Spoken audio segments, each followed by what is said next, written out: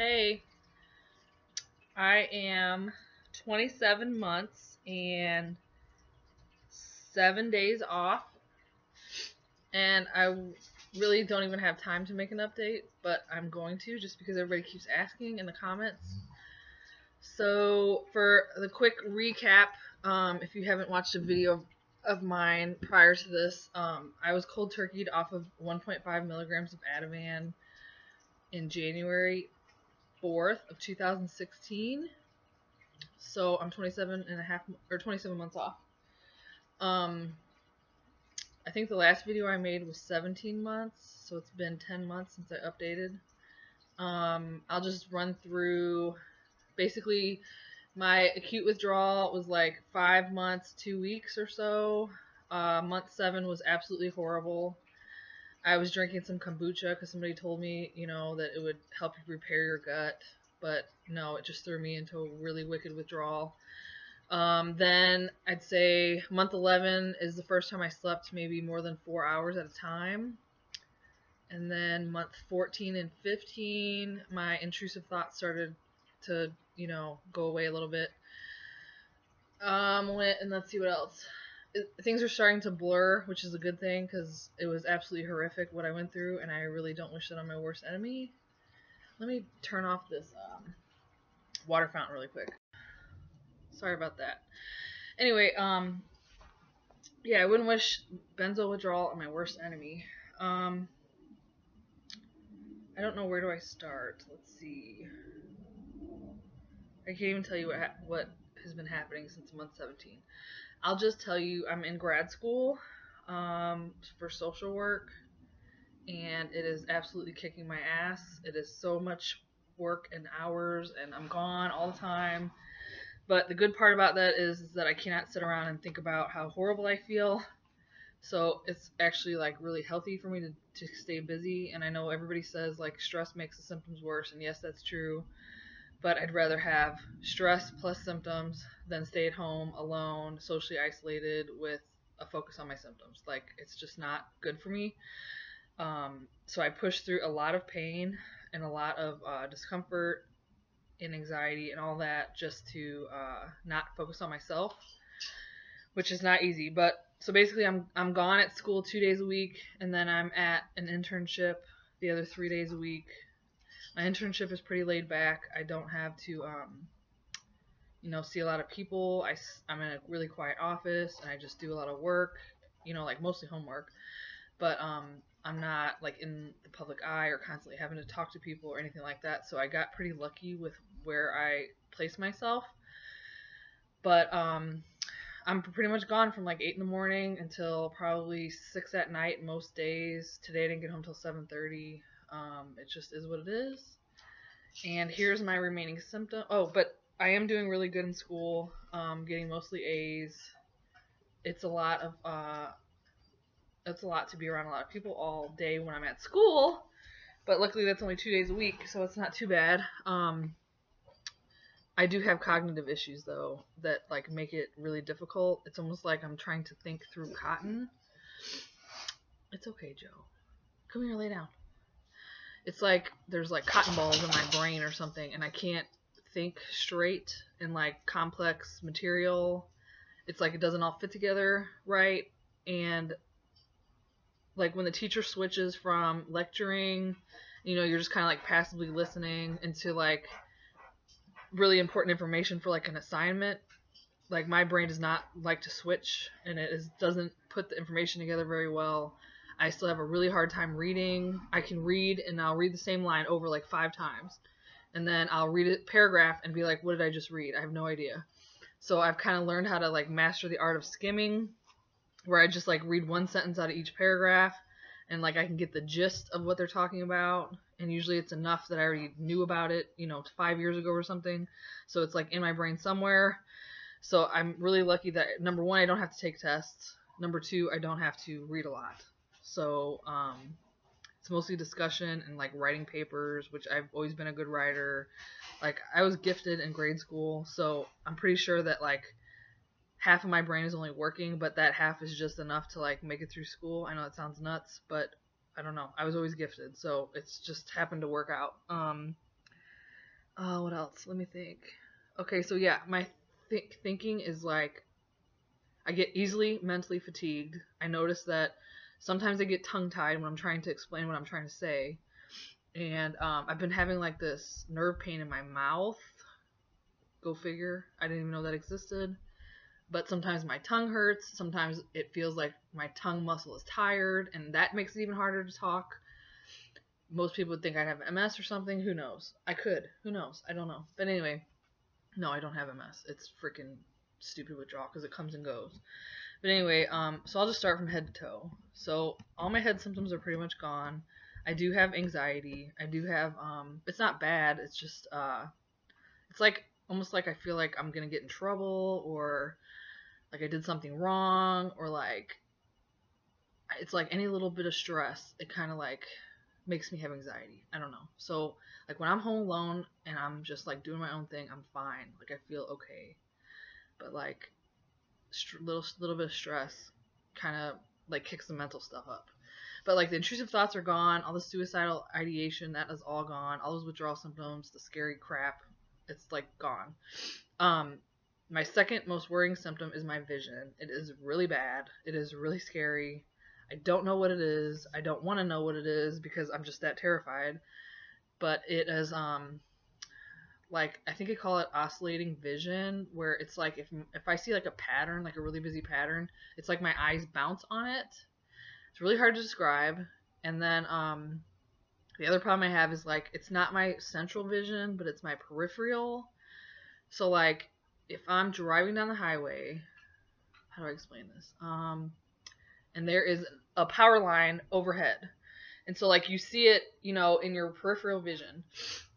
Well, I can see it like flashing, like it's choppy. So it should be smooth as I'm coming toward it when I'm driving, but instead it's like flashing and skipping. The same thing happens when I walk the dog and there's lines in the pavement, like, white cement with like black lines in it. Like I can see the black lines flickering, and they should be smooth like as I'm walking. So there's something going on with my peripheral vision. It's not just one eye, it's both eyes, because I can put my hand over one eye and it does it in the other eye. It's like the same. And so something about that skipping, and it's not smooth, that when I look at lights and I move my eyes right or left, it's like the lights are tracers. So it's definitely something in my peripheral vision. I don't know what it is. I'm scared to know what it is. I really don't want to know. I just hope to God it's just some withdrawal symptom that is going to go away, and one day I'll just wake up and feeling normal. That would be absolutely amazing. I am not holding my breath, however, because it has been 27 months of visual symptoms, and they had morphed a little bit. They were like I would see halos around lights. That's all gone. They used to be a lot more blurry. It's not like that anymore. It's just the skipping and the tracers and the lights. And I can't take I can't take like if a fluorescent light is flashing or anything. There's Joe. Say hi, Joe. Hi, Joe. Look over here. Right here. Look this way. Hi. Okay. Anyway, so my vision is like my number one scary symptom. Number two would be nerve pain. I have nerve pain just about everywhere. My left arm, it is like in here somewhere, and I can't even straighten my arm all the time. Like it really, really hurts. It feels like I played tennis all day and I pulled a muscle. And like it hurts to straighten it. I don't know. So I got nerve pain in my elbow. I have it in my shoulders now, like right between my shoulder blades. The left side seems to be worse, and it has always been like that. I have a little bit of pain near my kidney that has been there basically this entire time. It went away for a couple months and it came back. I have it in my right hip. It feels like I pulled a muscle. My right foot is absolutely excruciating. Every step that I take, it hurts. It feels like plantar fasciitis, except it's not in the right place to be plantar fasciitis. Blah. You know what I mean? It's a little bit like to the left. And then my left foot also has it, but it just feels like both of the bottoms of my feet are really sore, kind of like I ran 12 miles or something, and now I'm trying to just walk to the kitchen is painful. So I deal with that. It's pretty intense. What else? Weight gain. I cannot lose weight, and it is absolutely killing me because I'm like the heaviest I've ever been in my entire life, minus like 10 pounds. So I'm pretty close to like the weight I was on when I took Effexor, which absolutely screwed up my hormones. Um, it's like really frustrating. I try to eat healthy. I don't eat fast food. I haven't eaten fast food in like 2 years. Like the fast food for me is like going to Panera Bread or freaking Chipotle. Okay, that's fast food. I'm not eating Taco Bell or Jack in the Box. I don't. I don't get it. So with that, I have belly symptoms. They call it benzo belly. It's like if I drink water in the morning, my belly is like completely bloated. It's absolutely annoying. I don't know how to fix it. I don't really, I don't know. I had reactions to food. I have had a few. One was honey, like a week ago. I think it was honey. It could have been hummus. I don't know. I ate hummus, and then an hour later, I drank decaf green tea with honey that was local. And for the next 12 hours, I had extreme anxiety and this feeling that I was so hungry that I could like eat a box of donuts.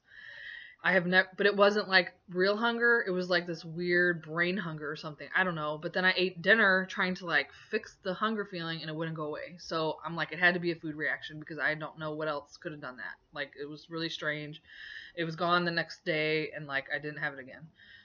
My sleep has gotten so much better. Oh my god. I slept, I think, 5 out of 7 nights in the last week. I actually slept through the entire night. I had that weird bladder symptom where you have to pee constantly. So, like, I would wake up like 4 to 5 times a night, sometimes like 7 times a night during the first year just to go like 1 tablespoon of pee. And that is pretty much gone. So this week has been absolutely amazing with sleep.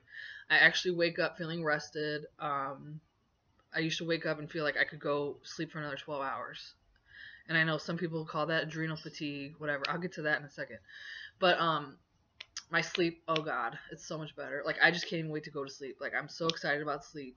My sleep time is 9:30. I am in bed. I have practiced sleep hygiene that I probably should have done 14 years ago when they put me on meds in the first place, but no, I wanted the quick fix, right? So I took pills and that didn't work, antidepressants and all that crap. So I go to bed at the same time every night. At least I try to. Sometimes I have homework and I'm up late. It is what it is. I sleep with my window wide open so that I wake up to the daylight. I eat breakfast right when I wake up. I keep everything quiet.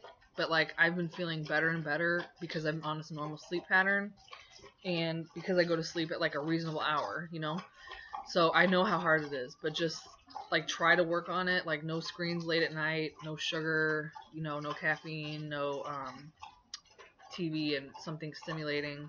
Guided meditation really helped me. Okay, so that's that.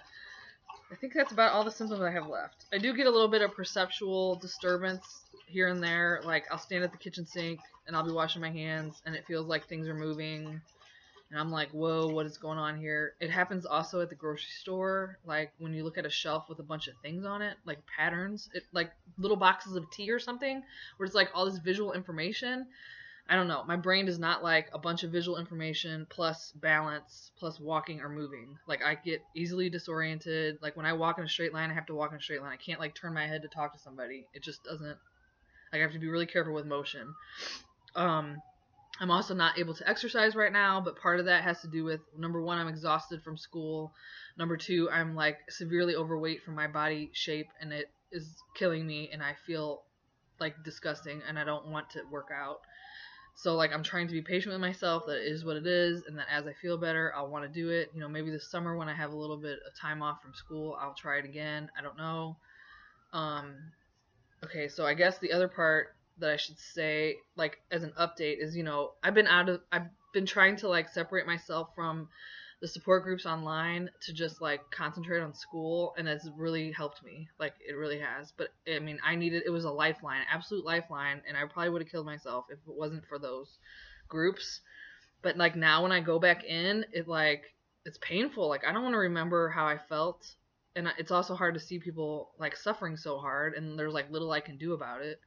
But all I can say is like, hey, it gets better, I promise. Like keep going. Like I didn't think I would get better and here I am and it's been 27 months and yeah, I have symptoms, but like it's tolerable. I can function. I have trips that I'm going to go on, I'm doing okay in school. Like yeah, my brain doesn't work all the way. Okay, nobody's, we're not going to be perfect like quickly.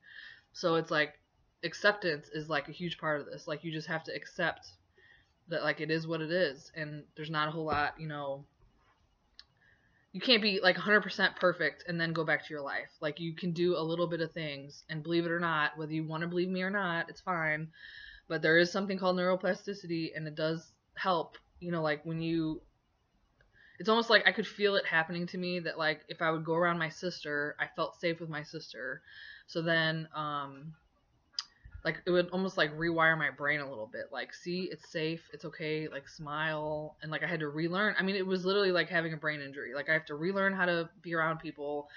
I have to relearn how to talk again and read, and like, I still can't watch TV. It's just like it's like background noise. But like, those little moments where you can like get to the store, or like talk to a friend, or like say hi to your neighbor, or like walk down the street, those things can help like your brain kind of speed up the process. I don't know. It worked for me, and that is what I did. And you don't have to believe me or not. It's fine. But just don't like wait until you're 100% healed for life to go on. Like, try to do stuff as soon as you feel like you can, even if it's just walk to the mailbox. What else can I say about the groups? But in the groups, I'm not gonna like say don't go to a doctor, because of course we all need to go to a doctor. I've been to the doctor a couple times. I actually have a functional medicine doctor appointment in a few months, because they can't see you right away. But so like, there is definitely a value to that. But the scary part is like watching people think it's like adrenal fatigue, it's Lyme disease, it's oh, it must be candida, it must be like all these myriad of things, and then people go chasing all these cures. And like, I guess that's where they are at. I mean, I don't know, but then usually they come back and say, oops, I didn't listen to you guys. Like, I just spent $10,000 on supplements and doctors, and now, like, it was withdrawal, And it's just sad to see that. I mean, and I'm not saying that people don't have valid medical concerns. Like, absolutely not. Like, go to the doctor, get checked out, but like, be careful of, doctors that like try to sell you stuff. I mean, I don't know. I have strong opinions about this, because, I mean, we believe doctors, and look where we ended up, right? I took my medicine as prescribed, or less than prescribed, and look what happened to me, right? So, like, I'm a skeptic now, and you're going to have to prove to me, like, I'm going to have to see the slide that says that I have freaking candida or something, whatever, I don't know. I just see a lot of people getting taken advantage of. That's all I'm saying. And a lot of scared people looking for a cure, which I totally get it. This stuff sucks, and it takes a really long time. But it is what it is. So I'm just trying to accept it for what it is, and hopefully it'll be over soon, and I'll be okay, But I do have, like, moments where I cried myself to sleep, that, like, why did this happen to me? Why can't I just have my brain back? Because I'm still, like, I don't really socialize a lot. I don't have a lot of close relationships, because I can't keep them, because I'm like, I never know how I'm gonna feel. Plus, I'm doing school stuff, so there's things that are not good, but that I'm hoping will turn around shortly, in the next few months or whatever. So that's my update. 27 months, a few days. I don't know what else to say. That's my story, and I'm hoping that all of you are feeling better than the last time I put up a video. I had to take a few down, but I'll put them back up soon. So I hope you all are healing. Just remember that even the horror stories are success stories. Like, even I'm sitting here, thought I was gonna die a year ago, and I'm like much better, And I hope you can tell. I don't know. Can you tell? Anyway, I'm smiling more. Like, life doesn't really absolutely suck like it did a year ago. So just keep going. Radical acceptance, patience, eat healthy food, drink lots of water, be wary of doctors or snake oil salesmen, sit in the sun, it's springtime, go outside and listen to the birds, guided meditation, breathing exercises, count your heartbeats, make a gratitude list, things like that. Nourish yourself. Help your body heal. It knows what it's doing. Just trust the process.